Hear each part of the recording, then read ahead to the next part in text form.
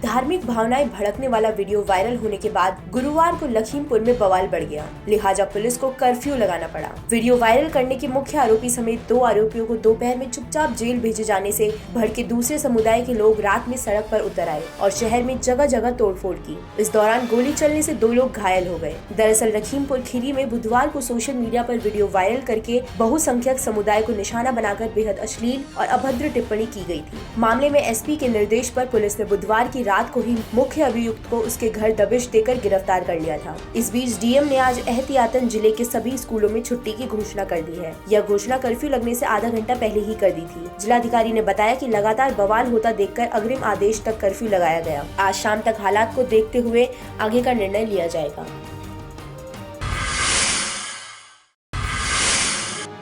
Supreme court द्वारा काले धन पर गठित एसआईटी के deputy chairman justice Arijit Pasayat ने कहा है कि अब तक 70,000 करोड़ रुपए के काले धन का पता चल चुका है। उनके मुताबिक इससे संबंधित छठी अंतरिम रिपोर्ट सुप्रीम कोर्ट में अप्रैल के पहले सप्ताह में सौंपी जाएगी। कई सरकारी एजेंसियों के अधिकारियों के साथ बैठक के बाद उन्होंने कहा कि एसआईटी ने पिछले 2 वर्षों में अपनी अंतरिम रिपोर्ट के माध्यम से काले धन को रोकने के लिए कई अनुशंसाएं की है। उन्होंने कहा कि केंद्र सरकार ने हमारी कई सिफारिशों को स्वीकार कर लिया है, जबकि कुछ पर विचार चल रहा है। पसायत ने आगे कहा कि एसआईटी की सिफारिशों पर सरकार इसकी पहले ही घोषणा कर चुकी है कि 3 लाख रुपए का नगद लेन देन अवैध और दंडनीय होगा।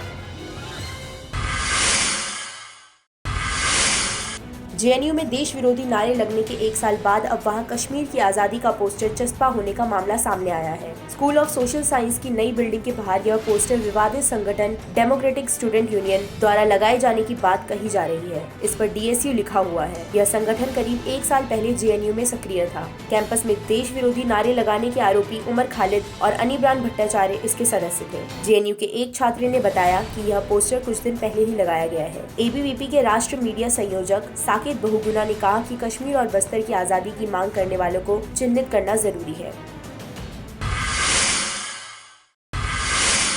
केरल के कोझिकोड जिले के कल्लाची में आरएसएस ऑफिस के पास बम से हमला किया गया। रिपोर्टर्स के मुताबिक इस मामले में संघ के 3 कार्यकर्ता घायल हो गए। घायलों को कोझिकोड के मेडिकल हॉस्पिटल में भर्ती किया गया है। बम धमाके के बाद पुलिस ने इलाके की सुरक्षा कड़ी कर दी है। हालांकि ये हमला किसने किया, इसकी अब तक कोई जानकारी नहीं आ पाई है। वहीं बम स्क्वाड ने मौके पर पहुंचकर हमले की जाँच की। गौरतलब है कि बुधवार को उज्जैन में आरएसएस नेता कुंदन चंद्रावत ने केरल में मार्क्सवादियों के अत्याचार के खिलाफ रैली में कई विवादास्पद बयान दिए थे। उन्होंने केरल के सीएम पी विजयन का सिर काटकर लाने वाले को 1 करोड़ से ज्यादा इनाम देने की घोषणा की थी। केरल के कन्नूर जिले में हाल ही में कथित तौर पर माकपा कार्यकर्ताओं ने बीजेपी के 30 साल के एक कार्यकर्ता की चाकू मारकर हत्या कर दी थी।